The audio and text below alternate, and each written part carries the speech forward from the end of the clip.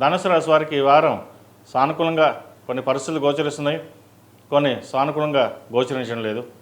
రాశ్యాధిపతి చతుర్థాధిపతి అయిన గురువు సప్తమంలో ఉన్నారు. పంచమ వ్యయాధిపతి అయిన కుజుడు లాభస్థానంలో ఉన్నారు.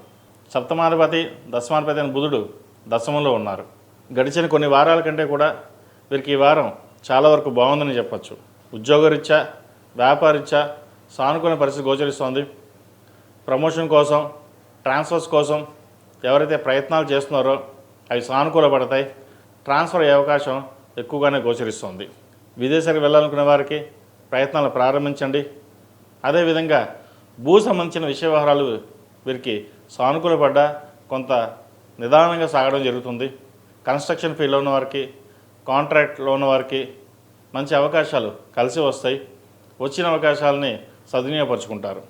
అదేవిధంగా సాఫ్ట్వేర్ రంగంలో ఉన్న వారికి, చార్టెడ్ అకౌంట్స్ వారికి, సినిమా కళారంగాల్లో ఉన్న వారికి మంచి కాలం అని చెప్పచ్చు. కష్టైపోయి అన్నారు పెద్దలు. వీరికి అర్ధాష్టంశ నడుస్తుంది. అయినా ఫలితాలు చక్కగానే ఉంటాయి.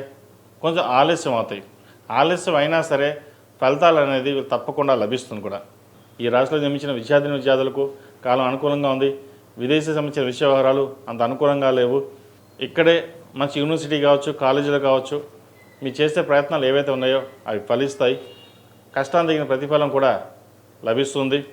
చదువు మీద శ్రద్ధ తగ్గుతుంది. వాటి విషయంలో జాగ్రత్త వహించండి. ఎడ్యుకేషన్ విషయంలో 10 మంది సలహాలు తీసుకున్నా మీ సొంత నిర్ణయానికి మీరు తీసుకుని ముందుకెళ్ళడం వల్ల మీరు లాభపడతారు. పక్కవారి లాభం కోసం మీరు అతిగా కష్టపడడం కూడా అది మీకు నష్టమే తప్ప ఎటువంటి ఉపయోగం ఉండదు. ఈ విషయంలో జాగ్రత్త వహించడం చాలా చెప్పదగినది. ఈ రాశిలో జన్మించిన స్త్రీలకు వృత్తి ఉద్యోగాల పరంగా, వ్యాపార పరంగా చక్కగా ఉంది. రాశ్యాధిపతి చతుర్థాధిపతి అయిన గురువు సప్తమంలో ఉన్నారు. వ్యాపారాలు లాభబాట్లో ఉంటాయి, కలిసి వస్తాయి. అయితే చేతిదాకా వచ్చి కొన్ని పనులు చేజారిపోతూ ఉంటాయి. ఒక్కోసారి మెంటల్గా స్ట్రెస్ గురవుతుంటారు. ఇటువంటి విషయంలో ధైర్యంతో ముందుకు వెళ్ళాలి. మీ ధైర్య సాహసే లక్ష్మి అన్నట్టుగా ప్రతిదానికి మనసుకు తీసుకోకుండా, మనకి ఎందుకు ఇలా జరుగుతుంది అనకుండా, ఏది జరిగినా మనం ముందుకు వెళ్ళాలి అన్న భావంతో వెళ్ళండి. మంచి ఫలితాలు సంప్రాప్తిస్తాయి.